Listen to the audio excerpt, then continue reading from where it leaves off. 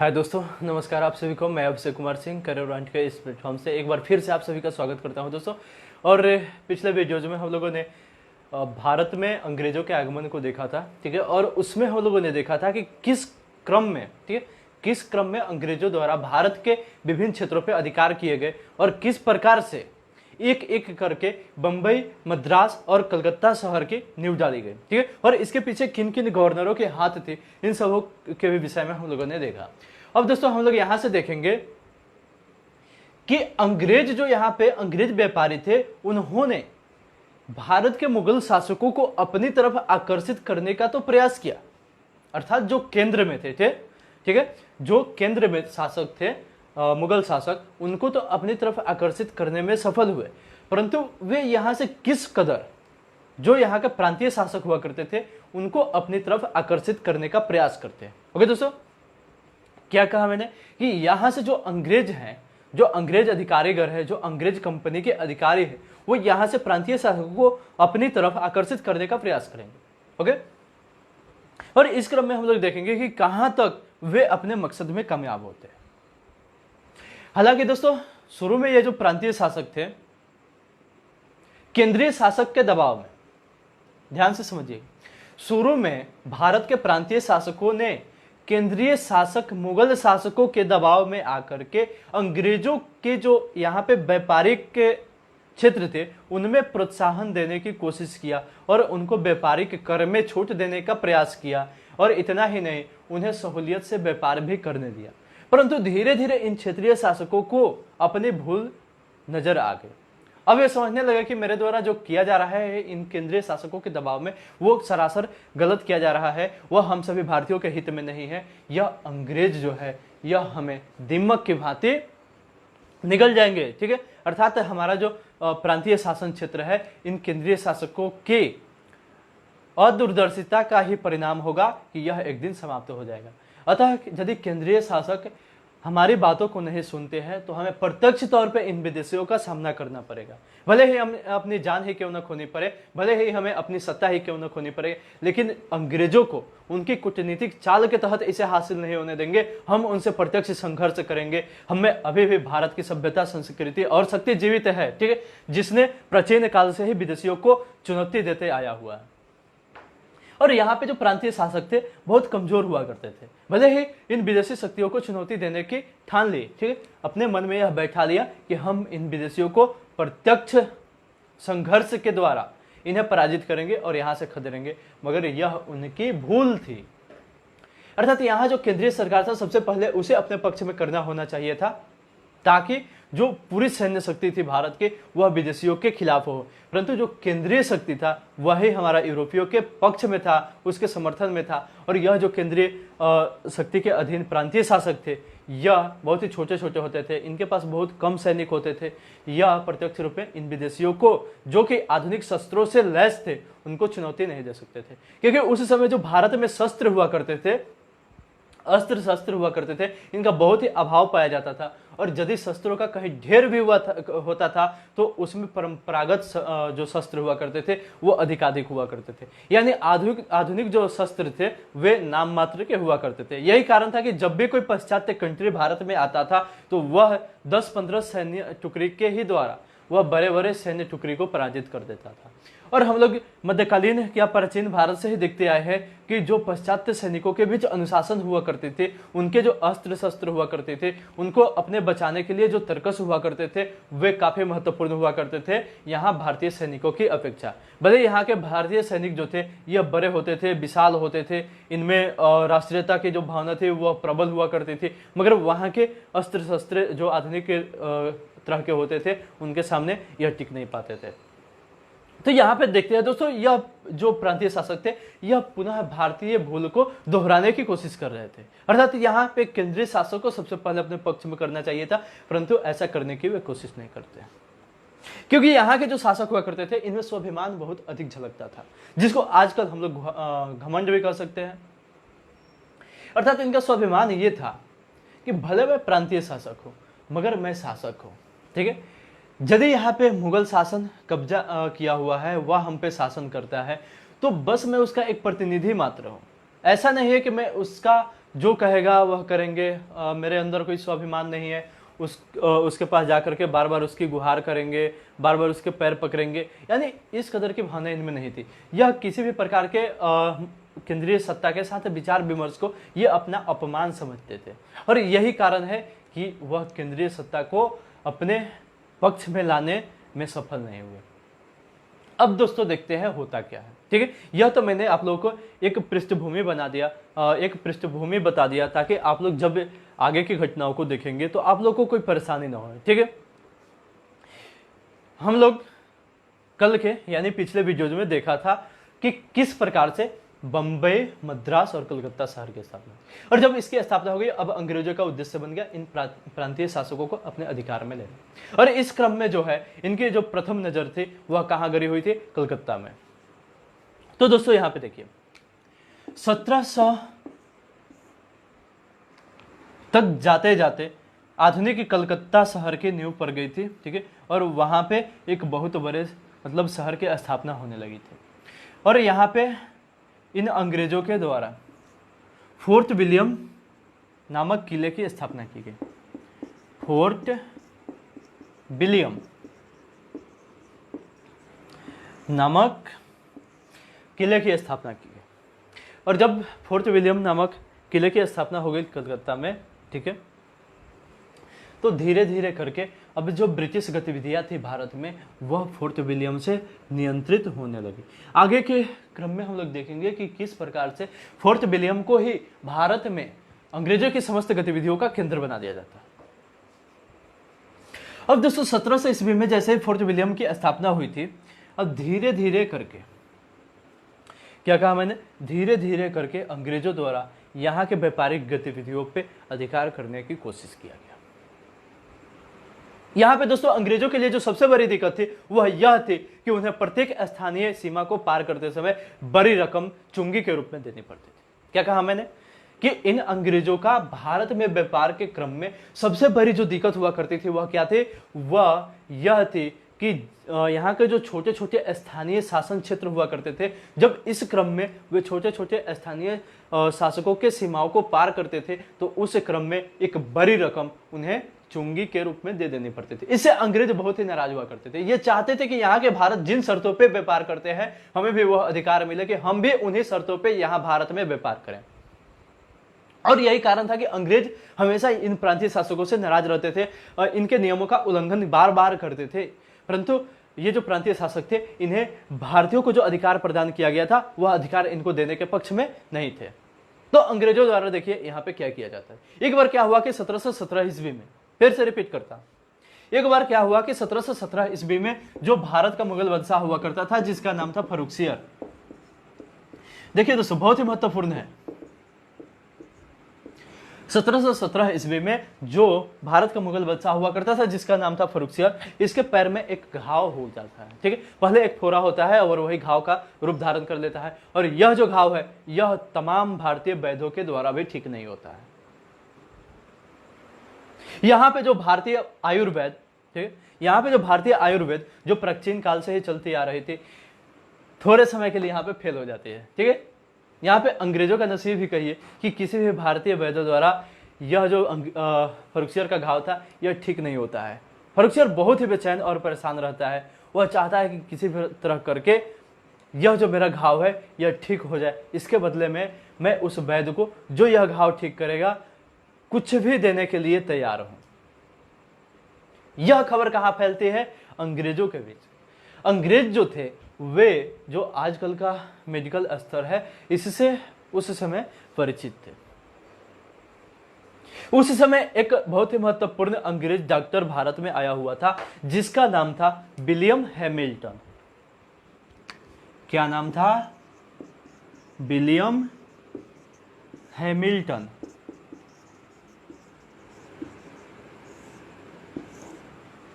जैसे ही यह खबर पता चलती है अंग्रेजों को कि फर्रुखसियर के पैर में घाव हुआ है और यदि हम लोगों द्वारा वह घाव ठीक कर दिया जाता है तो यह हमारे लिए निश्चय ही एक बहुत ही बड़े सुनहरे अवसर के रूप में साबित होगा। और इसी का फायदा उठाने की कोशिश किया जाता है अंग्रेजों के द्वारा, और उन अंग्रेजों के द्वारा इस विलियम हैमिल्टन को फर्रुखसियर के दरबार में भेजा जाता है। और जब विलियम हैमिल्टन वहां पे पहुंचता है तो फर्रुखसियर के घाव की सर्जरी करता है और सर्जरी करके उसे 1 सप्ताह के अंदर ही ठीक कर देता है। इससे फर्रुखसियर बहुत ही ज्यादा प्रसन्न हुआ और उसने भारतीय वैद्यों की तुलना में विलियम हैमिल्टन को महत्वपूर्ण स्थान दिया और विलियम हैमिल्टन से कहा, ठीक जहांगीर की बात है, कि आप कहिए आपको क्या चाहिए, यह जो बादशाह यहाँ इस कुर्सी पे बैठा हुआ है यह आपको यानी आपके लिए समस्त कुछ यानी सब कुछ न्यौछावर करने के लिए तैयार है। तो यहाँ पे जो हैमिल्टन है यह अपना व्यक्तिगत सुख नहीं चाहता है, यानी यह नहीं चाहता है कि हमें व्यक्तिगत संपत्ति के तौर पे एक बहुत बड़े उपहार मिले इस शासक से।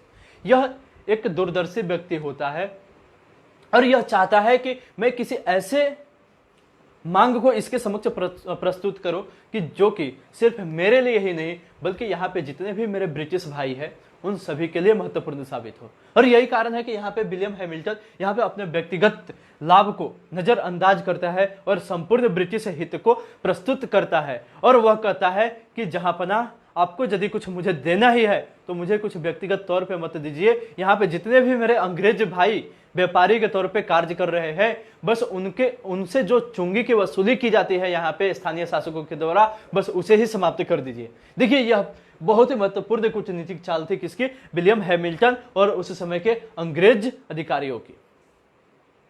और मैंने पहले ही आप लोगों को बता दिया था इस टॉपिक को शुरू करने से ही पहले कि यहाँ के जो स्थानीय शासक थे वे यहाँ के केंद्रीय शासक यानी मुगल बादशाह को अपने पक्ष में करने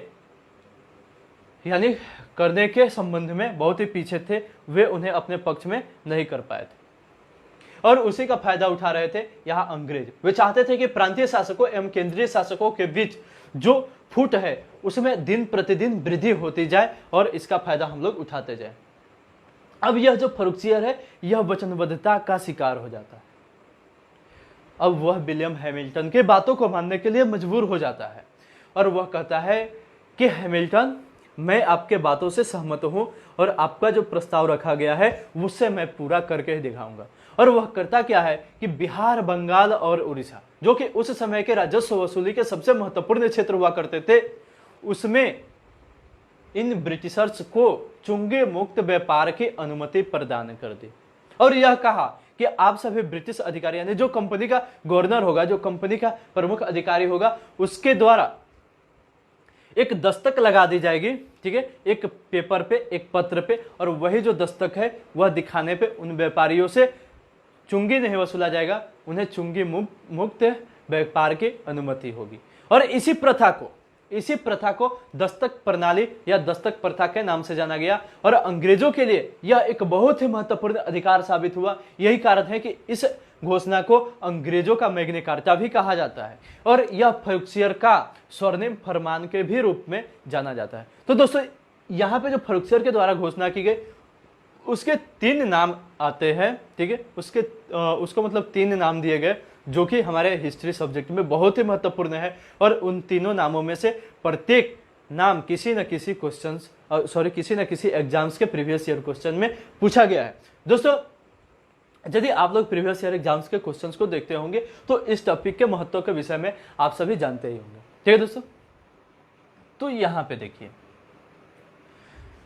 1717 ईस्वी में ही फर्रुखसियर के द्वारा एक फरमान जारी कर इन ब्रिटिशर्स को बंगाल, बिहार और उड़ीसा में चुंगी मुक्त व्यापार करने की अनुमति दे दी जाती है और फर्रुखसियर के इसी फरमान को 3 नामों से जाना जाता है। यहाँ पे देखिए, पहला फर्रुखसियर का स्वर्णिम फरमान, ठीक है दोस्तों, फर्रुखसियर का स्वर्णिम फरमान, और दूसरा अंग्रेजों का मैग्ना कार्टा, अंग्रेजों का मैग्ना कार्टा, मैग्ना कार्टा, ठीक है दोस्तों। और जो इसका तीसरा नाम था वह था दस्तक प्रणाली,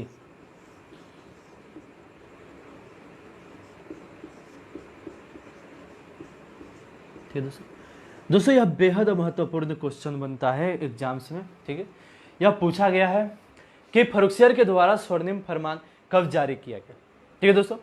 उसके बाद यह पूछा गया है कि अंग्रेजों का मैग्ना कार्टा के नाम से किसे जाना जाता है, तो वह आंसर में आता है फर्रुखसियर के स्वर्णिम फरमान, ठीक है। इसके अलावा जो दस्तक प्रणाली है इसके विषय में पूछा जाता है कि दस्तक प्रणाली की शुरुआत कब से की गई, ठीक, या कब से हुई, और दस्तक प्रणाली किस शासक के द्वारा लागू किया गया, तो उसका राइट आंसर होगा फर्रुखसियर। तो दोस्तों हम लोग यहाँ पे इतना तो देख लिए कि किस प्रकार से वे बंगाल में चुंगी मुक्त व्यापार के लिए अपने कूटनीतिक चाल में सफल होते हैं। अब दोस्तों हम लोग देखते हैं कि यह तो रही फर्रुखसियर के समय की घटना। अब फर्रुखसियर के बाद के समय की घटना क्या रहती है उसको हम लोग देखते हैं। ओके, चलिए यहां पे दोस्तों मैं एक बात आप लोगों से बता देना चाहूंगा कि अभी हम लोग भारत में यूरोपियंस कंपनी के आगमन को देख रहे हैं। जब हम लोग भारत में प्रांतीय शासकों को पढ़ेंगे, यानी भारत में यहाँ पे जो प्रांतीय शासन की स्थापना की जाती है स्वायत्त रूप में, जैसे कि बंगाल हो गया, अवध हो गया, मैसूर हो गया, हैदराबाद हो गया, ठीक है, बुंदेल हो गया, तो ये सभी प्रांतीय शासन को जब हम लोग पढ़ेंगे, ठीक है, प्रांतीय शासकों के विषय में, प्रांतीय राज्य के विषय में, तो उस क्रम में यहाँ के प्रांतीय शासकों के द्वारा जितने भी महत्वपूर्ण डिसीजन लिए जाते हैं अंग्रेजों के संबंध में, उन सभी को हम लोग बहुत ही विस्तार से देखेंगे। यहाँ पे बस में उन प्रांतीय शासकों के द्वारा जो नियम प्रतिपादित किए गए थे या उन प्रांतीय शासकों के साथ अंग्रेजों के जो युद्ध हुए थे उसका बस मैं संक्षिप्त झलक दूंगा, क्योंकि आगे हम लोग इसको बहुत ही विस्तार पूर्वक पढ़ने वाले हैं उन प्रांतीय शासन के क्रम में, ठीक है, यानी जब उन प्रांतीय राज्यों को हम लोग पढ़ेंगे। तो दोस्तों यहाँ पे बस उसके हम लोग झलक देखेंगे। अब देखिए दोस्तों यहाँ पे जो फर्रुखसियर के द्वारा स्वर्णिम फरमान जारी किया जाता है, जिसके द्वारा अंग्रेजों को भारत में चुंगी मुक्त व्यापार करने की अनुमति मिल जाती है, तो अंग्रेज यहाँ पे खुले तौर पे व्यापार करने लगते हैं। अब दोस्तों यहाँ पे होता क्या है कि यहाँ के जो भारतीय व्यापारी थे, जो कि यहाँ भारत में आंतरिक व्यापार करते थे, अब उनको परेशानी होने लगी, क्योंकि पहले से तो यह नियम बनाया गया था कि जो यहाँ के भारत के व्यापारी है, ठीक है, जो भारतीय व्यापारी है उनको कम चुंगी अदा करनी पड़ेगी और विदेशी व्यापारियों को अधिक चुंगी अदा करनी पड़ेगी। परंतु यहाँ पे होता क्या है कि जैसे ही स्वर्णिम फरमान जारी किया जाता है फर्रुखसियर के द्वारा, अब इसका बिल्कुल ही विपरीत नतीजा सामने आता है। अब यहाँ पे भारतीय व्यापारियों को तो कुछ न कुछ चुंगी अदा करने पड़ रहे थे, परंतु इन विदेशी व्यापारियों को, इन अंग्रेजी व्यापारियों को थोड़ी सी भी यानी कुछ भी मात्रा में चुंगी अदा नहीं करने पड़ रहे थे, यानी अब तो उनकी चुंगी माफ ही थी। अब देखिए दोस्तों, जो हमारे देश के व्यापारी थे, जो कि हमारे देश के व्यापार की रीढ़ की हड्डी साबित हो रहे थे, अब उनको ज्यादा खर्च करने पड़ रहे थे, जबकि उन विदेशियों को, जो कि हमारे भारत को लूटने के पक्ष में थे, उनको यानी सर्वे सर्वा अधिकार प्रदान कर दिया गया था। अब यहाँ पे जो शोषण हो रहा था वह किसका हो रहा था? हम सभी भारतीयों का ही हो रहा था, हमारे व्यापारी भाइयों का ही हो रहा था। तो देखिए अब होता क्या है। अब यहाँ पे जैसे ही बंगाल में स्वायत्त राज्य की स्थापना की जाती है मुर्शिद कुली खां के द्वारा, तो उनके द्वारा कुछ नियम बनाए जाते हैं, कुछ शर्तें निर्धारित की जाती है, ठीक है, और वहाँ पे जो भारतीय व्यापारी थे उनको लाभ देने का प्रयास किया जाता है, यानी उनके कर में थोड़ी सी कमी की जाती है। और यहाँ के जो विदेशी व्यापारी थे, यहाँ जो विदेशी व्यापारी व्यापार कर रहे थे, उन पे थोड़ा सख्त लगाम लगाया जाता है और यह प्रयास किया जाता है कि उस दस्तक प्रणाली का अंग्रेजों के द्वारा दुरुपयोग न किया जाए। परंतु मुर्शिद खां की भी सत्ता यहाँ पे जवाब दे देती है। धीरे धीरे उसके बाद से हम लोग देखेंगे कि किस प्रकार से आगे के जो स्वायत्त राज्य के शासक थे बंगाल के, उन्होंने सत्ता को संभाला और उन्होंने भी अलग अलग नियम प्रतिपादित किए इसको कंट्रोल करने के लिए, परंतु वे इसमें असफल रहे। उसके आगे हम लोग देखते हैं कि जब बंगाल का अगला नवाब सिराजुद्दौला बनता है, सिराजुद्दौला जो कि 1756 ईस्वी में, जो कि 1756 ईस्वी में बंगाल का नया नवाब बनता है। यह जो सिराजुद्दौला नामक व्यक्ति था, यह एक नौजवान व्यक्ति था। इसमें उग्र भावनाएं थोड़ी अधिक थी, थोड़ी प्रबल थी। यह बहुत ही ज्यादा आक्रोशित होता था, बहुत ही जल्द गुस्सा प्रकट करता था, ठीक है। जब यह नवाब बना तो यह नौजवान जो व्यक्ति था, यह हम सभी भारतीय व्यापारियों की दुर्दशा से बहुत ही भली भांति परिचित था। यह नहीं चाहता था कि हम सभी भारतीय घरों द्वारा यहाँ पे चुंगी की इतनी अदायगी की जाए और यहाँ पे विदेशी व्यापारी चुंगी मुक्त व्यापार करें। अतः इसने किया क्या कि इसने उन विदेशी व्यापारियों पे लगाम लगाना शुरू किया। सबसे पहले तो यह किया कि इसने यहाँ के जो भारतीय व्यापारी थे उनकी कर की दर को कम कर दिया, अर्थात उनकी जो चुंगी दर थी उसको कम कर दिया। और उसके पश्चात इसने वहाँ के जो विदेशी व्यापारी थे, जिसमें किया जाता था कि इस दस्तक प्रणाली का अब दुरुपयोग करना शुरू कर दिया गया था। अन्य विदेशी व्यापारियों को भी अंग्रेजी ईस्ट इंडिया कंपनी के द्वारा वह दस्तक मौजूद करा दिया जाता था, वह दस्तक उपलब्ध करा दिया जाता था और उसके माध्यम से वे लोग भारत में चुंगी मुक्त व्यापार कर सकते थे, ठीक है, विशेषकर बंगाल, बिहार और उड़ीसा के क्षेत्रों में। और इसके अलावा यहाँ के जो कंपनी के अधिकारी हुआ करते थे और कर्मचारी हुआ करते थे, उनकी वेतन बहुत ही नाम मात्र की हुआ करती थी, फिर भी वे ब्रिटिश ईस्ट इंडिया कंपनी में अधिकारी या कर्मचारी के तौर पर नियुक्त होने के लिए बहुत ही ज्यादा आकर्षित होते थे। इसका मुख्य वजह क्या था कि इस दस्तक प्रणाली का दुरुपयोग उन ब्रिटिश अधिकारियों एवं कर्मचारियों के द्वारा अपने व्यक्तिगत लाभ के क्षेत्र में किया जाना। अर्थात वे जो यहाँ पे ब्रिटिश अधिकारी या कर्मचारी हुआ करते थे उनको वेतन तो कम मिलता था, परंतु वे यहाँ पे चुंगी मुक्त व्यापार का लाभ उठाते थे और वे व्यक्तिगत लाभ यहाँ पे करते थे और उससे उनको बहुत ज्यादा मुनाफा होता था।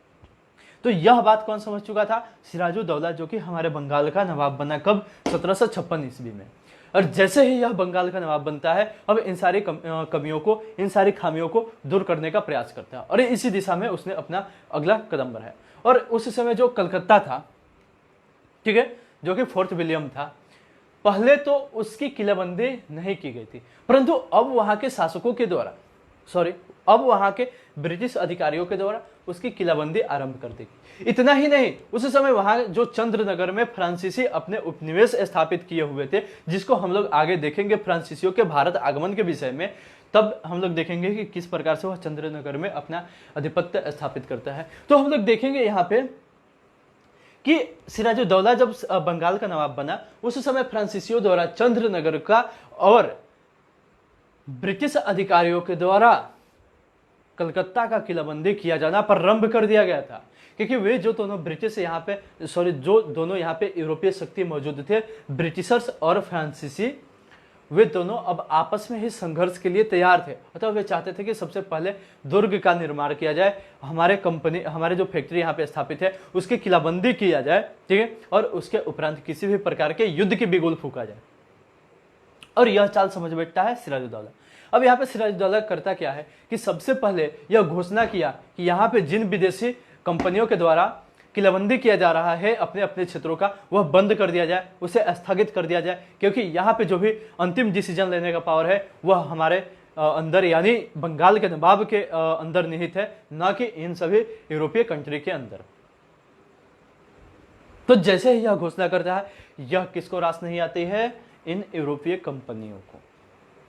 हालांकि यहाँ पे जो फ्रेंच थे, जो फ्रांसीसी कंपनी थे, जो फ्रांसीसी व्यापारी थे, उन्होंने तो चंद्रनगर की किलाबंदी करना बंद कर दिया, परंतु जो अंग्रेज थे वे थोड़े साहसी किस्म के व्यक्ति थे, वे थोड़े निडर थे। वे इस बात को समझते थे कि यदि ये यहाँ के क्षेत्रीय शासक हमसे भिड़ते हैं तो हम भारी सिद्ध होंगे।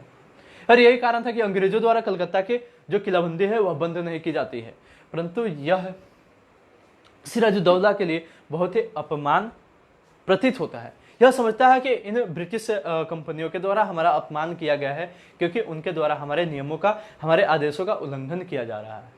और यही कारण है कि सिराजुद्दौला 1756 ईस्वी में ही उन ब्रिटिश कंपनी पे या उन ब्रिटिशर्स अधिकारियों पे आक्रमण के लिए तैयार हो जाता है। और 1757 ईस्वी में यह कहा जाता है, ठीक है। तो सबसे तो पहले देखिए कि 1756 ईस्वी में ही अपनी कमर कस लेता है और ब्रिटिशर्स के खिलाफ युद्ध की बिगुल फूंक देता है, ठीक है दोस्तों।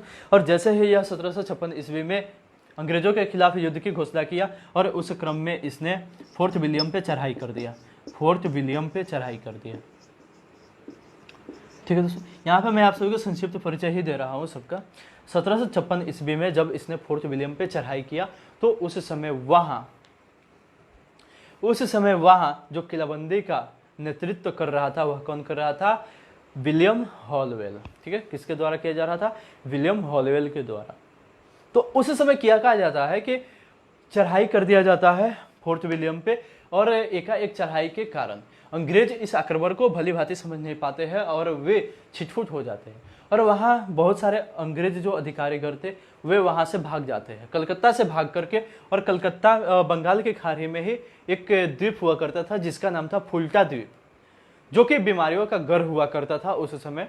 उसी फुल्टा द्वीप में ये अधिकारीगण शरण लेते हैं, परंतु इस क्रम में 146 अंग्रेज व्यक्ति यहाँ पे सिराजुद्दौला के द्वारा गिरफ्तार कर लिए जाते हैं। ठीक है दोस्तों, अंग्रेज जो अधिकारी थे, अंग्रेज कर्मचारी थे, अंग्रेज जो व्यापारी व्यक्ति थे, 146 अंग्रेज व्यापारी क्या कर लिए जाते हैं? इस सिराजुद्दौला के द्वारा गिरफ्तार कर लिए जाते हैं। और 20 जून को होता क्या है कि 20 जून को इन सभी 146 अंग्रेज व्यक्तियों को एक छोटे से कमरे में कैद करके बंद कर दिया जाता है, और उसमें लगभग 48 घंटे तक इन सभी 146 अंग्रेज व्यक्तियों को रखा जाता है।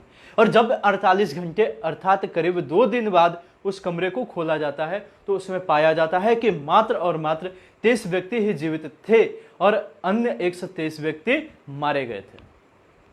यह बहुत ही घिनौनी हरकत साबित होती है किसकी?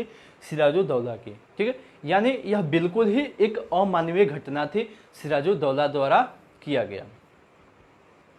दोस्तों देखिए यहाँ पे जो मतलब भारतीय इतिहासकार है वह 23 बताते हैं मरने वालों की संख्या, परंतु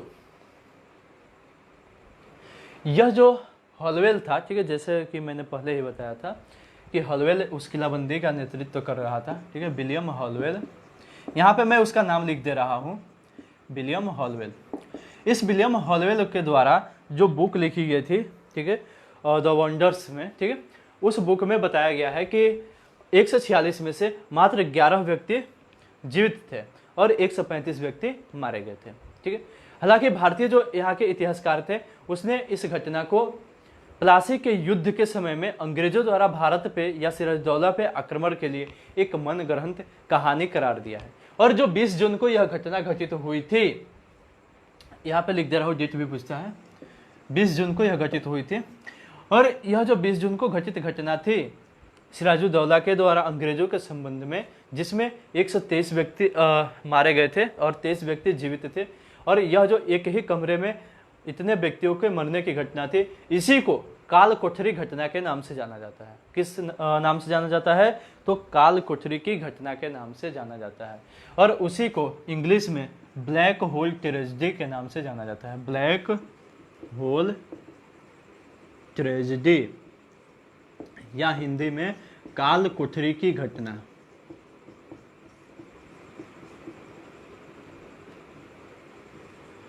काल कोठरी की घटना के नाम से जाना जाता है। और दोस्तों यहाँ पे देखिए, जैसे ही सिराजुद्दौला के द्वारा इतनी घिनौनी हरकत की गई, ठीक है, यानी काल कोठरी की घटना संपन्न हुई, तो यह अंग्रेजों के लिए बहुत ही अपमानजनक सिद्ध हुआ।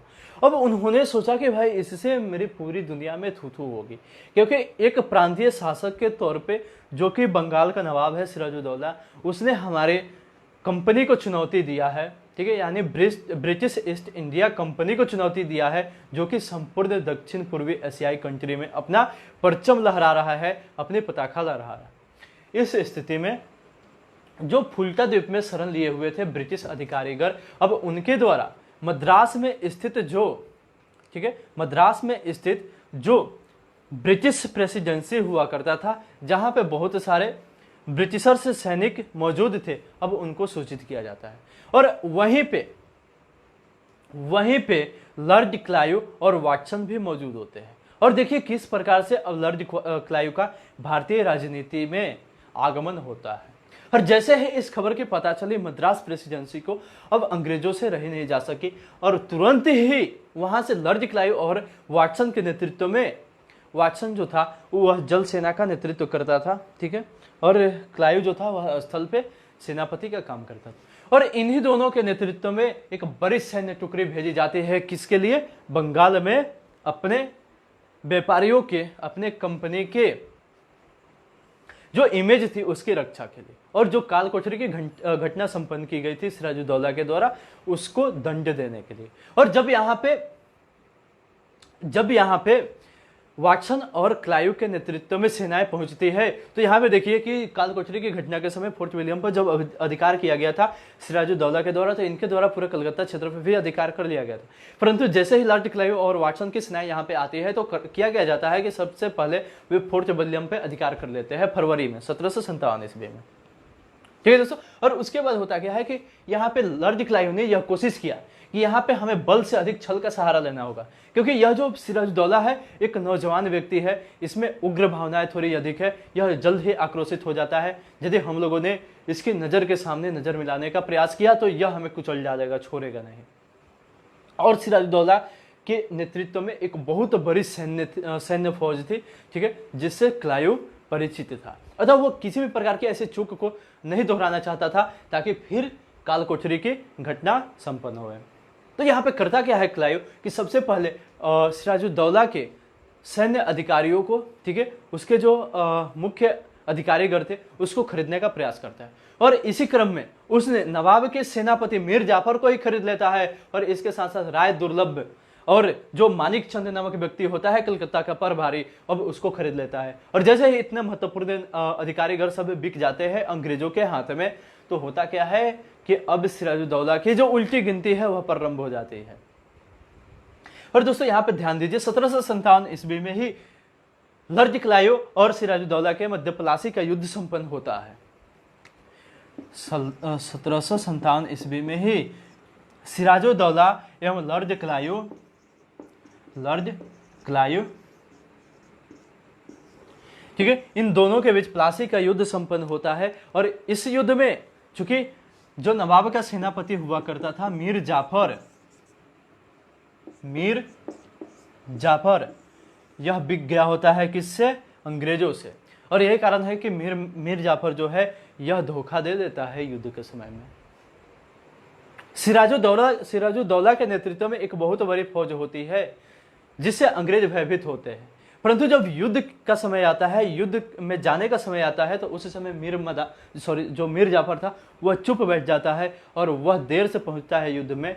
तब तक सिराजुद्दौला की एक छोटी सी सैन्य टुकड़ी ही युद्ध में भाग लेने के लिए पहुंची हुई थी, और उसका नेतृत्व सिराजुद्दौला का एक बहुत ही विश्वास पात्र व्यक्ति हुआ करता था जिसका नाम था मीर मदान। ठीक है, तो वही मीर मदान सैन्य कमान संभाले हुए इस युद्ध में सिराजुद्दौला का पक्ष ले रहा था।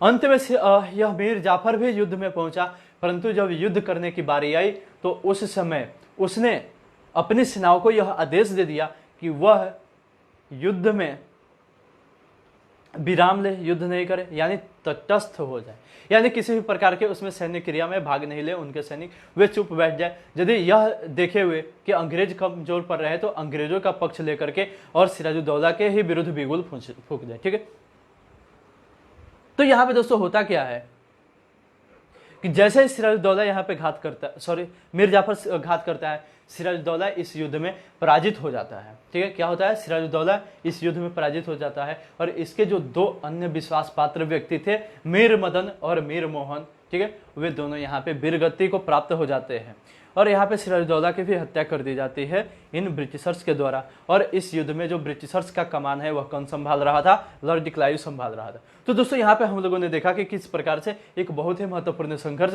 प्लासी युद्ध का अंत होता है। और जैसे ही इस युद्ध के अंत हुई दोस्तों, यहाँ पे मैंने पहले ही आप लोगों को बताया है कि इससे संबंधित बहुत सारे और भी महत्वपूर्ण फैक्ट्स है जो कि आप लोगों को बंगाल स्वायत्त राज्य पढ़ाते समय में बताया जाएगा। यहाँ पे बस मैं आप लोगों को एक फ्रेम तैयार कर दे रहा हूँ ताकि आप लोगों को आने वाले जो भी टॉपिक होंगे उसमें कोई डाउट नहीं होगा। ठीक है, तो यहाँ पे बस मैं एक फ्रेम तैयार करने की कोशिश कर रहा हूँ। जब हम लोग प्लासी के युद्ध को पढ़ेंगे बंगाल स्वायत्त राज्य में, तो यह भी जानने का प्रयास करेंगे कि जो सिराजुद्दौला के प्रमुख अधिकारी थे वे कौन कौन थे, किन किन पदों पे थे, उनके द्वारा किस प्रकार से ब्रिटिशर्स के साथ समझौता किया गया, तो इन सभी बातों को हम लोग उसमें देखेंगे। फिलहाल यहाँ पे देखिए, जैसे ही सिराजुद्दौला पराजित हो जाता है मीर जाफर के धोखे से, तो यहाँ पे लॉर्ड क्लाइव द्वारा किया जाता है कि यहाँ पे मीर जाफर को ही बंगाल का अगला नवाब बना दिया जाता है। मीर जाफर शुरू में तो अंग्रेजों का पक्ष लेता है, परंतु धीरे धीरे वह अंग्रेजों की कूटनीति को समझने लगता है और अंत में जाकर के और अब लगने लगता है अंग्रेजों को कि जो मीर जाफर है अब यह हमसे कतराने लगा है, अब हमसे नजर चुराने लगा है, अब यह हमारे ही विरुद्ध षड्यंत्र कर सकता है। तो इस स्थिति में मीर जाफर को मजबूर किया गया कि वह अपने ही दामाद मीर कासिम के पक्ष में पद का त्याग कर दे और मीर कासिम को अगला नवाब बना दिया जाए। तो 1760 ईस्वी में किया जाता है कि मीर जाफर को बंगाल के नवाब पद से हटा दिया जाता है और 1760 ईस्वी में बंगाल का अगला नवाब मीर कासिम बनता है, जो कि मीर जाफर का ही दामाद रहता है। अब दोस्तों यहाँ पे मैं आप लोगों को लेक्चर के माध्यम से समझाने का प्रयास करूंगा कि किस प्रकार से अब मीर कासिम इस बंगाल की सत्ता को संभालता है। यहाँ पे दोस्तों ध्यान दीजिए, जैसे 1760 ईस्वी में मीर कासिम बंगाल का नवाब बनता है, तो अब इसके द्वारा सबसे पहले तो इसने लॉर्ड क्लाइव को बहुत सारे उपहार दिए। ठीक है, यहाँ के जो भी मतलब अंग्रेज अधिकारीगण थे उनको बहुत सारे अधिकार दिए, उनको बहुत सारे क्षेत्र भी दिए, ठीक है, उपहार स्वरूप। परंतु जैसे ही यह कुछ दिनों का शासक बना रहा, यह समझ चुका कि जो अंग्रेज है, ठीक है, अंग्रेज है, यह बहुत ही खतरनाक है। यानी यहां पे ध्यान दीजिए, यदि इन अंग्रेजों को जब तक हम लोग सुनहरा मौका देते रहेंगे, ठीक है, जब तक इनके मन मुताबिक हम लोग कार्य करते रहेंगे, तब तक के लिए तो ये लोग हमारे प्रति तटस्थ है। लेकिन जैसे ही हम लोगों द्वारा इनके विरुद्ध, ठीक है, किसी भी प्रकार के नीति नियम बनाने का प्रयास किया जाएगा, तो यही अंग्रेज जो कि हमारे साथ इतने बड़े मित्रता का ढोंग रचे हुए हैं, यही अब हमारे खिलाफ हो जाएंगे और यह हमें दंड देने की कोशिश करेंगे। तो यहाँ पे मीर कासिम करता क्या है कि यह सोचता है कि चलिए शुरू से ही तो मैंने अंग्रेजों का साथ दिया और अंग्रेजों को यह भी लग गया है कि अब मैं उनका समर्थक हूं, तो इसी का फायदा उठाते हुए कुछ इनसे मतलब पीछे में, यानी इनके पीछे में कुछ षड्यंत्र रचने की कोशिश किया जाए। और यही कारण है कि मीर कासिम ने उस समय जो कलकत्ता के निकट बंगाल की राजधानी हुआ करती थी मुर्शिद कुली खां द्वारा जो स्थापित किया गई थी मुर्शिदाबाद, ठीक है, अब यह मुर्शिदाबाद से बंगाल की राजधानी को परिवर्तित करता है और उसे स्थानांतरित करके बिहार के क्षेत्र मुंगेर में अपनी राजधानी को बना देता है। यानी मीर कासिम के द्वारा मुंगेर को बंगाल स्वायत्त राज्य की राजधानी बनाई गई। और जब इसकी राजधानी आ जाती है मुंगेर में, तब करता क्या है कि मुंगेर में एक शस्त्रागार की स्थापना करता है और उसमें फ्रांसीसी व्यक्तियों को रख करके, चूंकि हम लोग जान रहे थे कि अंग्रेज और फ्रांसीसी अब दोनों एक दूसरे से भिड़ंत करने वाले थे, इस स्थिति में फ्रेंच जो थे वे यहाँ के प्रांतीय शासकों को उकसा रहे थे, वे उनको मदद कर रहे थे कि किसी भी तरह करके इनका समर्थन लेकर के और अंग्रेजों को यहाँ से विस्थापित किया जाए। परंतु देखिए क्या होता है, अब ये जो मुंगेर में शस्त्रागार स्थापित किया गया था मीर कासिम के द्वारा, मीर कासिम ने वहां पे इन शस्त्रागार में जो यानी कामगार थे, ठीक है, यानी जो काम करने वाले व्यक्ति थे, उनको प्रशिक्षित करने के लिए फ्रांसीसियों को नियुक्त किया। और इतना ही नहीं, जो इनके सेना थे उनको भी आधुनिक शिक्षा देने के लिए किसको नियुक्त किया गया, फ्रांसीसी अधिकारियों को नियुक्त किया गया। यहाँ पे जो फ्रांसीसी अधिकारीगण थे, जो फ्रांसीसी व्यक्तिगण थे, उनके द्वारा यहाँ पे मीर कासिम को अंग्रेजों के विरुद्ध भड़काने की बहुत ही ज्यादा कोशिश की जा रही थी और इस क्रम में वे मीर कासिम को बहुत ही अधिक सहयोग भी प्रदान कर रहे थे, ठीक है, भारतीय सैनिकों को आधुनिक बनाने में एवं आधुनिक शस्त्रों के निर्माण में।